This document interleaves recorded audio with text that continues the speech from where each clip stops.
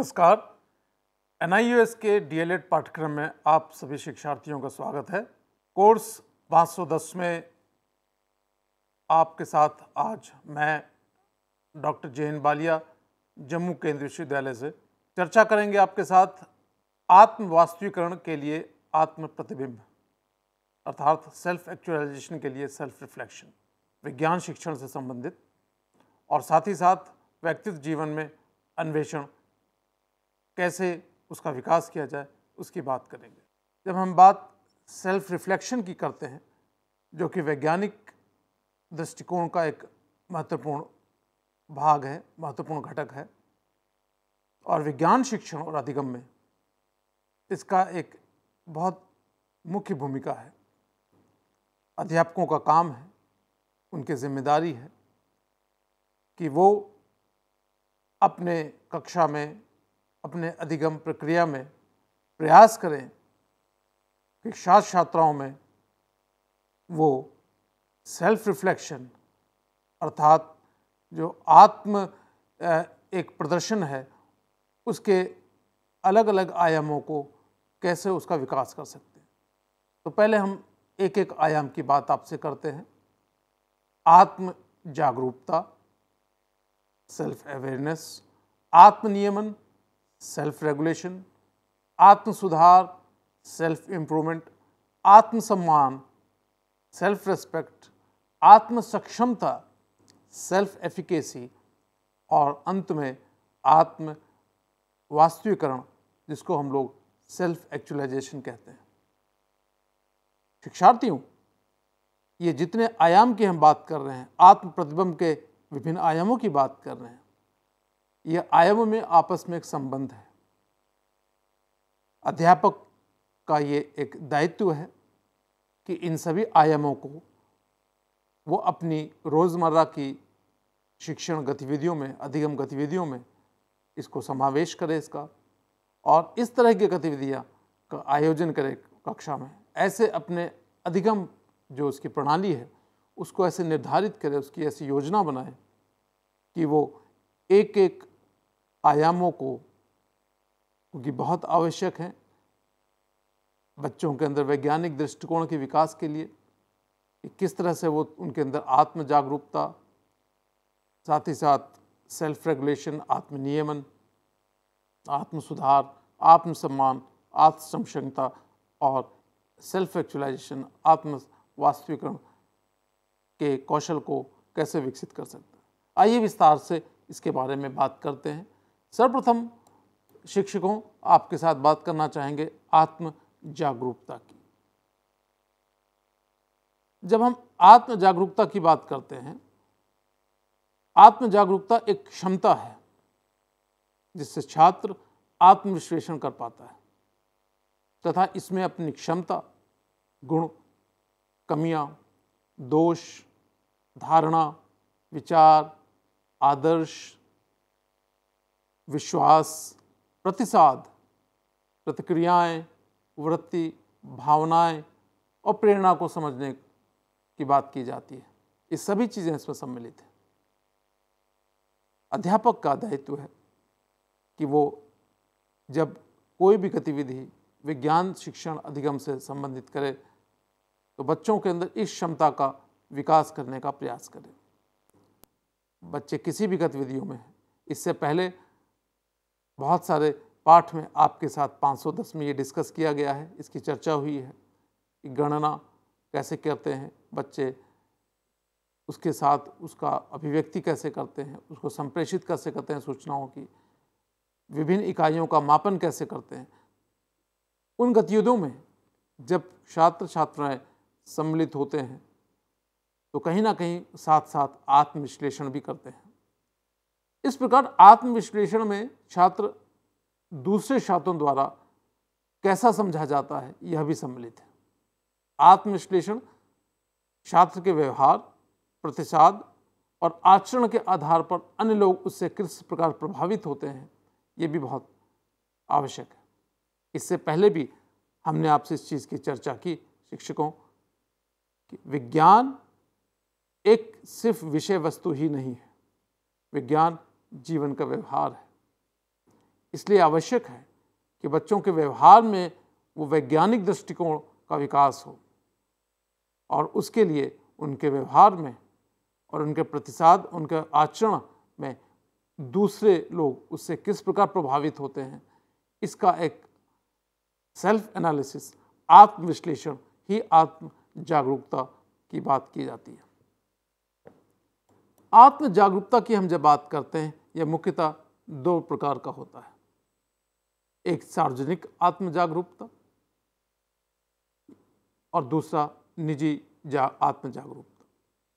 सार्वजनिक आत्म जागरूकता जब प्रदर्शित होता है, जब छात्र को ये भान होता है, जब उसको ये ज्ञान हो जाता है कि वो अन्यों के सामने कैसा दिखेगा। अक्सर हम लोग क्लास में, कक्षा में बच्चों से प्रश्न पूछते हैं, या बच्चा प्रयोगशाला में कोई गतिविधि में सम्मिलित होता है, या कक्षा के अंदर किसी एक गतिविधि में हम बहुत सारे समूह बनाते हैं, तो कहीं ना कहीं छात्र ये देखने का प्रयास करता है कि वो उस परिस्थितियों में अपने आप को कैसे सम्मिलित कर पा रहा है। जब छात्र ध्यान का केंद्र बन जाता है, जैसे प्रेजेंटेशन देते समय, अपने मित्र मंडली से बात करते समय, अपने ग्रुप के में एक चर्चा करते समय, वहाँ पर अध्यापक का दायित्व है कि उसकी आत्म जागरूकता की भावना को उसको समझाए, उसको पहचानने में उसकी मदद करे।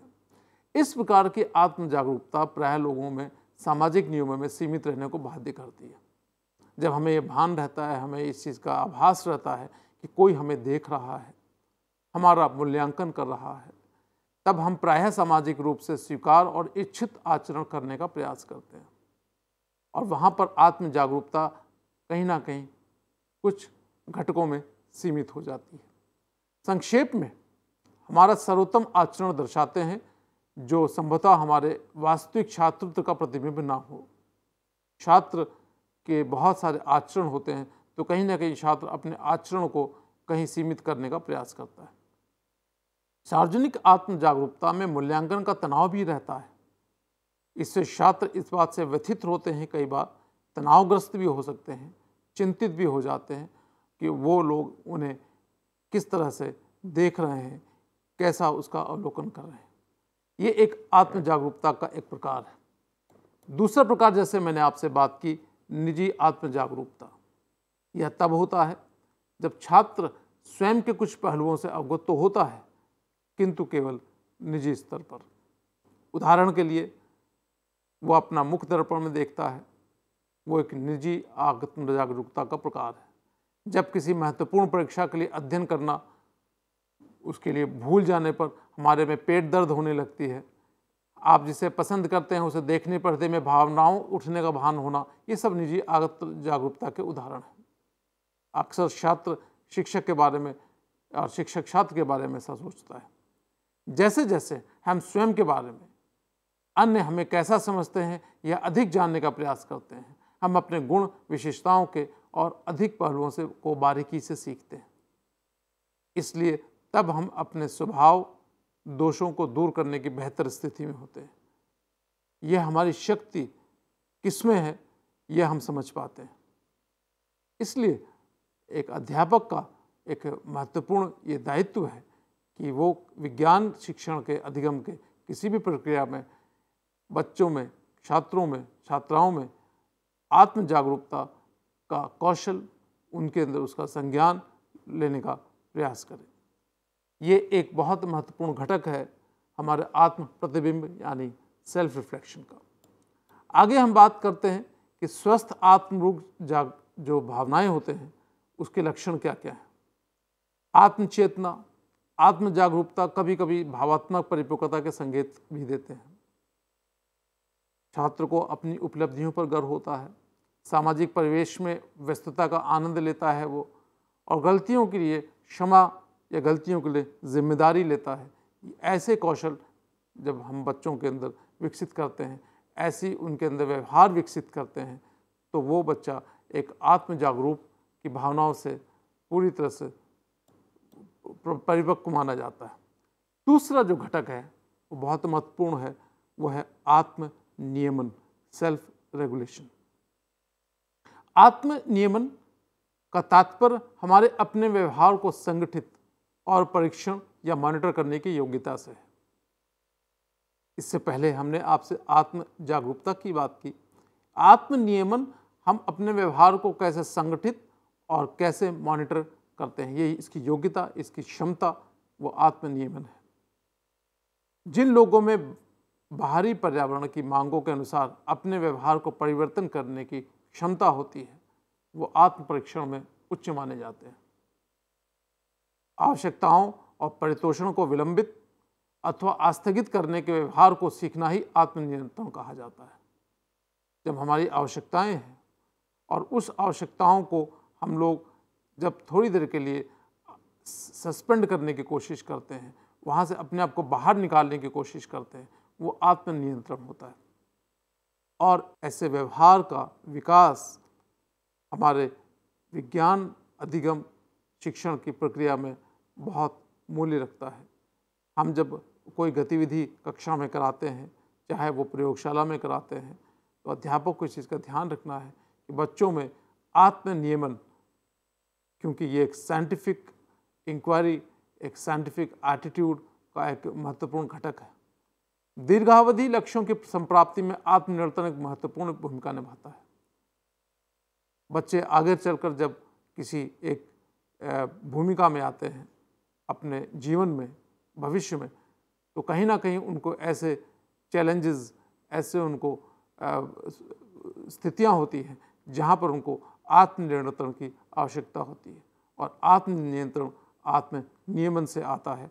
इसके लिए अध्यापक को ऐसे स्थितियों का प्रयोग कक्षा में, ऐसी स्थितियों का एक निरीक्षण अपनी कक्षा में करना चाहिए, ये बहुत आवश्यक है।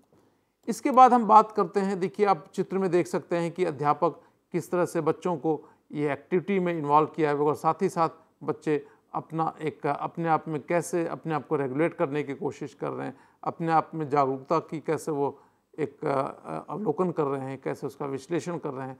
और वह विज्ञान की कक्षा है।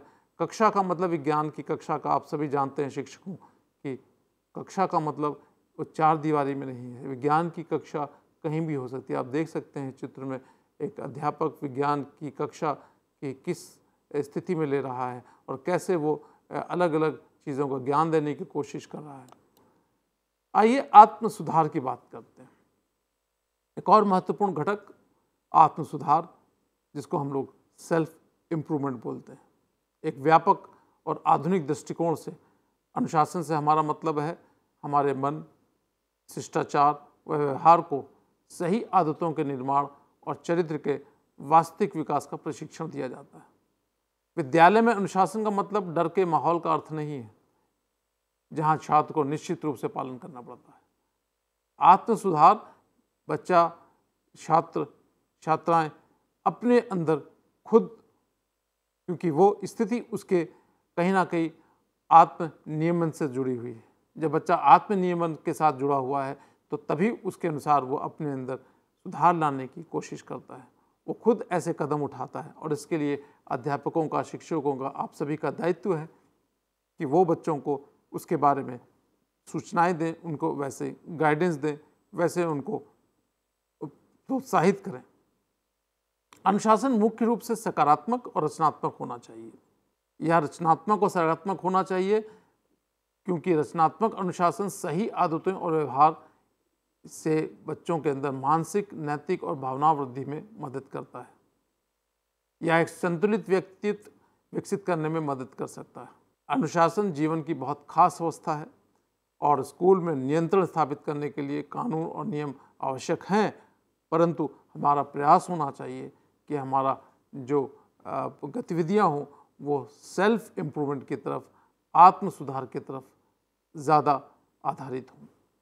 इसके लिए अध्यापक को इस तरह की गतिविधियां करानी हैं, इस तरह का प्रयास करवाने हैं कि वो जो छात्र छात्राएं हैं वो चाहे वो प्रयोगशाला में हो, चाहे कक्षा में हो, चाहे अध्यापक कोई एक एक्टिविटी करा रहा हो विज्ञान से संबंधित, उन एक्टिविटी में बच्चे अपने आप में किस तरह से सुधार लाने का प्रयास कर रहे हैं, अपने वैज्ञानिक गतिविधियों में कैसे सुधार लाने का प्रयास कर रहे हैं, उसके लिए अध्यापक को बहुत प्रयास करते हैं। इसके बाद हम बात करते हैं आत्मसम्मान की। शिक्षकों, आपको ये समझना चाहिए कि आत्म जागरूकता, आत्मनियमन, आत्म सुधार और इसके बाद आत्मसम्मान, ये एक सभी घटक हैं हमारे आत्म प्रतिबिंब के। जैसा कि हमने आरंभ में आपके साथ बात की, आत्मसम्मान, सेल्फ रिस्पेक्ट, आत्मसम्मान हमारे आत्म का, हमारे सेल्फ का एक बहुत महत्वपूर्ण पक्ष है। व्यक्ति रूप में हम सदैव अपने मूल्य, मान और अपनी योग्यता के बारे में निर्णय या आकलन करते रहते हैं। व्यक्ति का अपने बारे में यह मूल्य निर्णय ही कहा जाता है। कुछ लोगों में आत्मसम्मान उच्च स्तर का, जबकि कुछ लोगों में आत्मसम्मान निम्न स्तर का पाया जाता है। किसी व्यक्ति के आत्मसम्मान का मूल्यांकन करने के लिए उस व्यक्ति में किस तरह के विविध प्रकार के कथन प्रस्तुत किए जाते हैं, ये बहुत महत्वपूर्ण है। अर्थात यदि बालक, बालिका या बताता या बताती है कि ये कथन उसके संदर्भ में सही है, तो उसका आत्मसम्मान उसके बालक बालिका की तुलना में अधिक होगा, जो यह बताता है कि यह कथन उसके बारे में सही नहीं है। बच्चों को आत्मविश्लेषण करने की एक प्रेरणा देने की आवश्यकता है। अध्ययनों से यह जानकारी प्राप्त हुई है कि 6 से 7 वर्ष तक के बच्चों में आत्मसम्मान 4 क्षेत्रों में निर्मित हो जाता है: शैक्षिक क्षमता, सामाजिक क्षमता, खेल संबंधित क्षमता और शारीरिक क्षमता। ये 4 क्षमताओं के क्षेत्र में निर्धारित होती है और बच्चा कहीं ना कहीं उससे संबंधित अपने सम्मान के उन आयामों को ढूंढने का प्रयास करता है। यहाँ उसको अध्यापक के एक एनकरेजमेंट की, उसके प्रोत्साहन की आवश्यकता होती है। इसके बाद हम बात करेंगे आपके साथ सेल्फ एफिकेसी की, आत्म सक्षमता की। आत्म सक्षमता हमारे आत्म का एक बहुत महत्वपूर्ण अंग है और हम लोग सब इसमें एक दूसरे से भिन्न होते हैं और ये भी विश्वास है कि इसमें से कुछ लोग जीवन परिणामों को स्वयं नियंत्रित कर सकते हैं और कुछ लोग ऐसे होते हैं जो जीवन के परिणामों को भाग्य, नियति तथा अन्य स्थिति कारकों द्वारा नियंत्रित करने को मानते हैं। उदाहरण के तौर पर छात्र परीक्षा में उत्तीर्ण होता है और अनुत्तीर्ण होता है, कुछ भी उसका जो परिणाम होता है। कुछ छात्र इसको अपने साथ जोड़ने का प्रयास करते हैं, कुछ छात्र इसको अपने भाग्य, नियति और स्थिति कारकों द्वारा नियंत्रित करने का प्रयास करते हैं और इसमें ही उसकी आत्म सक्षमता की पहचान होती है। ऐसा व्यक्ति, एक व्यक्ति यदि विश्वास रखता है कि किसी स्थिति विशेष की मांगों अनुसार उसमें योग्यता है, व्यवहार करने की क्षमता है, तो उसमें उच्च आत्म सक्षमता होती है। आत्म सक्षमता की अवधारणा बेंडुरा के सामाजिक अध्ययन अधिगम सिद्धांत पर आधारित है।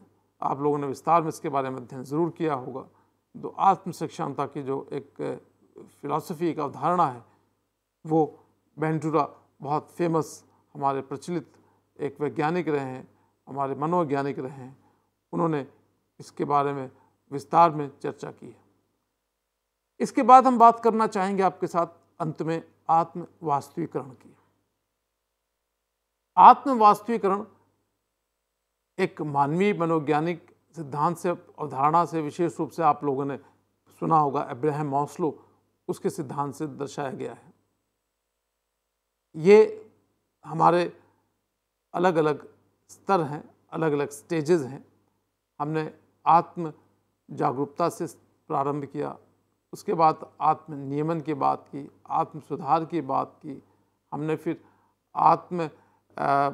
आपके साथ बात की कि किस तरह से हम अपने बारे में अपना विश्लेषण कर सकते हैं और कैसे अपने आप को रेगुलेट कर सकते हैं, और अंत में आत्म वास्तविकरण की हम बात कर रहे हैं। आत्म वास्तविकरण उच्चतम ज़रूरतों को पूरा करने के लिए व्यक्ति की वृद्धि का प्रतिनिधित्व करता है। जीवन में अर्थ के लिए विशेष रूप से कार्ल ड्यूजर्स ने भी एक विकास की क्षमता को लागू करने के सिद्धांत का निर्माण किया, जिसका उद्देश्य असली स्वयं और आदर्श स्वयं को एकीकृत करने के उद्देश्य से पूरी तरह से कार्य करने वाले व्यक्ति को उदय की खेती करना का काम उन्होंने कहा कि वो कैसे अपने आप में अपना उदय कैसा विकास कर सकता है, जो उसका असली स्वयं है, जो उसका रियल सेल्फ है और उसका जो आइडियल सेल्फ है, उसको कैसे वो इंटीग्रेट कर सकता है, उसके लिए उसको प्रयास करने हैं।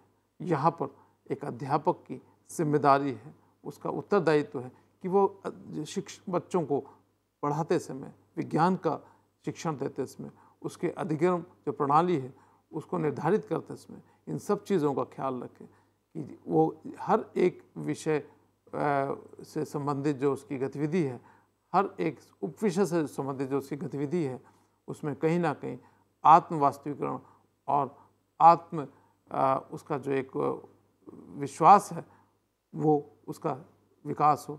तो आज शिक्षकों, हमने बात आपके साथ की कि किस तरह से अध्यापक छात्रों में या अध्यापिका छात्र छात्राओं में किस तरह से एक वैज्ञानिक दृष्टिकोण के लिए विभिन्न विभिन्न स्थितियों का प्रयोग ला सकता है, जिससे कि उसके अंदर एक वैज्ञानिक दृष्टिकोण का समुचित विकास हो सके। इसके बाद हम बात करेंगे आपके साथ व्यक्तित्व जीवन में अन्वेषण की।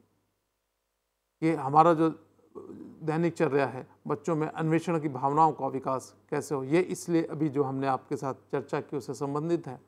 बच्चों में वैज्ञानिक दृष्टिकोण, खोजी प्रवृत्ति के विकास और तथ्यों के प्रेक्षण, विश्लेषण आदि के विकास के लिए कक्ष में कौन कौन से तरीके अपनाए जा सकते हैं, इसकी बात की जाती है। विज्ञान में खोज और जिज्ञासा का महत्वपूर्ण स्थान है, जिसे एक सामान्य समस्या समाधान की प्रक्रिया के साथ तुलना करते समय समझा जा सकता है। समस्या समाधान और व खोज दोनों ही प्रक्रियाओं का प्रारंभ अवलोकन से होता है, अर्थात अध्यापक अवलोकन करते समय या जब छात्रों को अवलोकन की किसी गतिविधि में सम्मिलित करते समय इस चीज़ का खास ख्याल रखें कि बच्चे अपने खोजी प्रवृत्ति की तरफ अवश्य जाएं और ये उनके दैनिक जीवन में एक प्रवृत्ति बन जाए, एक आदत बन जाए कि वो हर चीज़ को अन्वेषण के आधार पर लेके चलें, जिसके आधार पर आगे की क्रियाविधि तय हो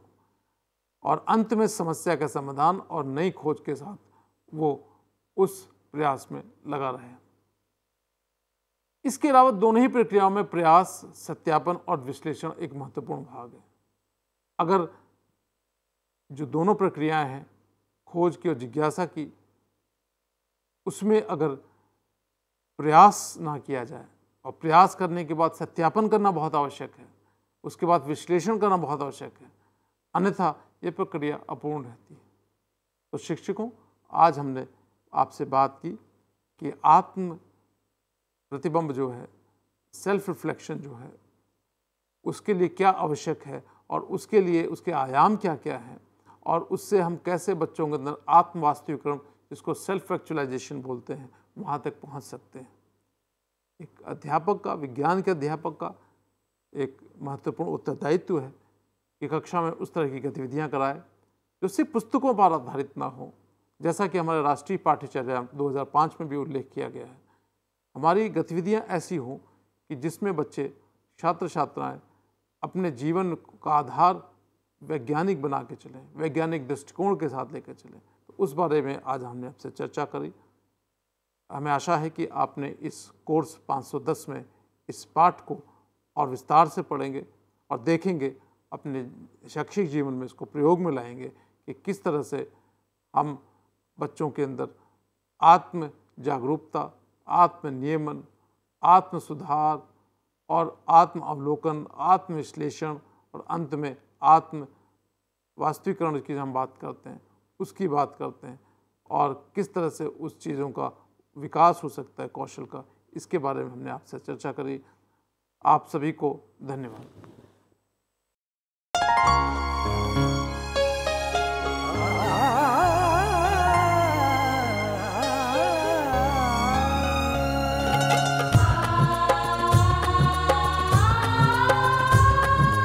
जीवन ये प्रकाशित करने, राहों को आलोकित करने, हम अपना दीपक स्वयं बने, हम अपना रास्ता स्वयं चुने।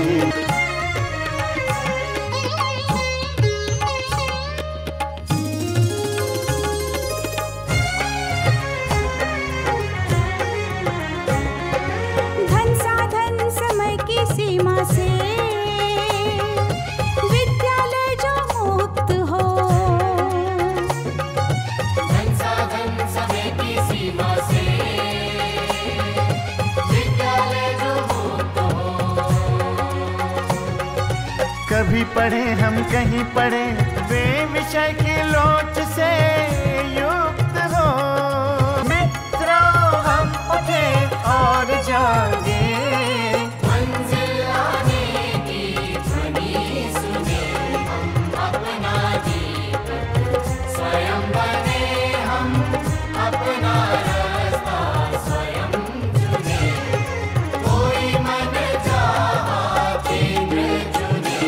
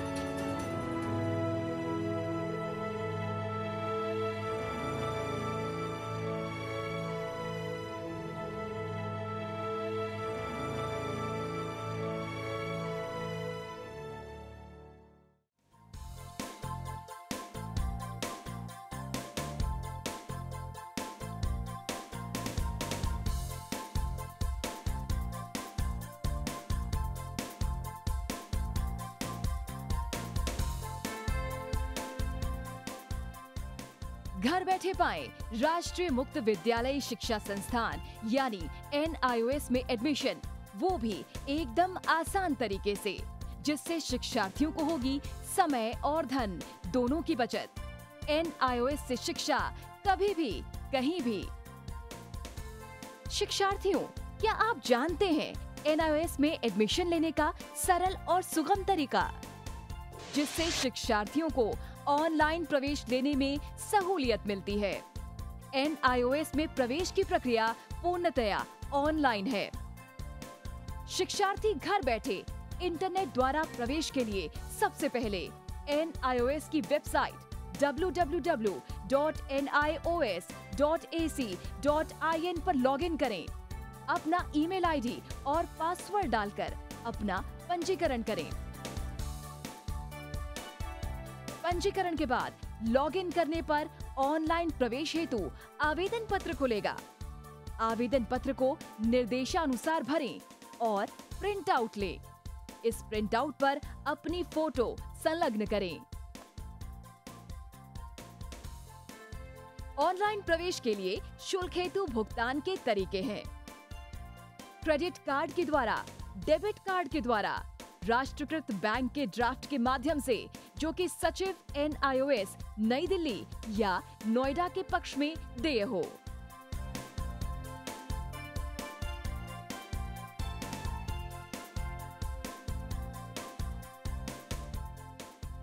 भरे हुए आवेदन पत्र के साथ साथ डिमांड ड्राफ्ट और संलग्न किए जाने वाले दस्तावेज हैं: जन्म रजिस्ट्रार के जिला कार्यालय से जारी जन्म प्रमाण पत्र की सत्यापित प्रति, जिसमें जन्म तिथि अंकित हो, पिछले विद्यालय से प्राप्त विद्यालय छोड़ने का प्रमाण पत्र, जिसमें आवेदक की जन्म तिथि लिखी हो।